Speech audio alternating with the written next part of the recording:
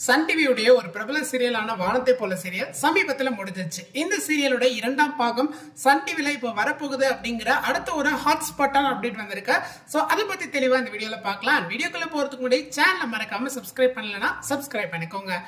ரீசெண்டா பாத்தீங்க அப்படின்னீங்கன்னா வானத்தை போல அப்படிங்கிற ஒரு அண்ணன் தங்கச்சிக்கான ஒரு பாசமலத்தோட சமீபத்துல சன் டிவில முடிச்சாங்க. இந்த சீரியல் முடிஞ்சதுக்கு அப்புறம் ரீப்ளேஸ்மெண்டா பாத்தீங்க அப்படின்னீங்கன்னா இப்போ சன் டிவில 3 முடிச்சு அப்படிங்கிற ஒரு சூப்பரான சீரியல் ஒன்று டெலிகாஸ்ட் ஆயிட்டு இருக்கு. இதுக்கப்புறம் பாத்தீங்கன்னா இந்த சீரியலோட கதை ஃபுல்ஃபில்லா முடிஞ்சதான்னு கேட்டா இல்ல, சில கதைகள் பெண்டிங் வச்சிருக்கிறதா சொல்லப்படுது. அப்போ உங்களுக்கு சந்தேகம் இருக்கும், ஏன் கதை பெண்டிங் இருந்துச்சு அப்படின்னா கதை என்ன சுவாரஸ்யமா கொண்டு போயிருக்கலாமே, ஏன் இப்படி இழுக்க அடிச்சாங்க அப்படிங்கிற சந்தேகம் இருக்கும். ஆக்சுவலா இந்த சீரியல்ல குறைஞ்சது 2500 எபிசோடு போய் கின்னஸ் சாதனை படைக்கணும் அப்படிங்கறத பிளானா இருந்ததா சொல்லப்படுது.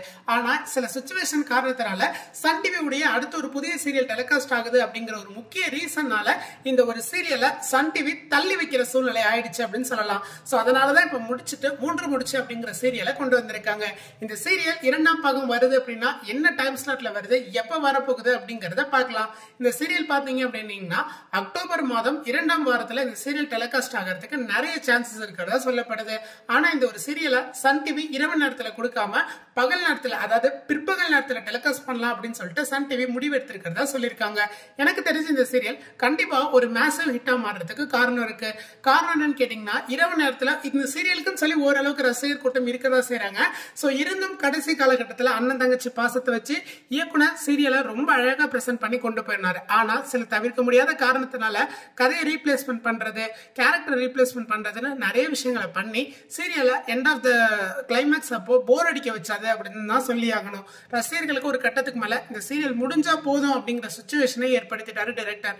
ஆனா அதையும் தாண்டி ரசிகர்கள் விரும்பி பார்த்த ஒரு சீரியல் அப்படின்னு சொல்லலாம். சோ இப்படி இருக்கிற ஒரு சீரியலை இப்ப முடிச்சதுனால இந்த சீரியலோட இரண்டாம் பாகத்துல ஒரு கம்மியான எபிசோட், குறைஞ்சது ஒரு 500 எபிசோடு மட்டும் டெலிகாஸ்ட் பண்ற மாதிரி முடிவு பண்ணியிருக்கிறதா சொல்லப்படுது. இந்த 500 எபிசோட் பாத்தீங்க அப்படின்னீங்கன்னா சன் டிவில பிற்பகல் நேரத்துல டெலிகாஸ்ட் ஆகிறதுக்கு சான்சஸ் நிறைய இருக்குன்னு சொல்லியிருக்காங்க. பிற்பகல் நேரத்துல டெலிகாஸ்ட் ஆகும்போது கண்டிப்பா இந்த ஒரு சீரியல் மேசிவ் ஹிட் ஆகிறதுக்கு சான்சஸ் நிறைய இருக்கு.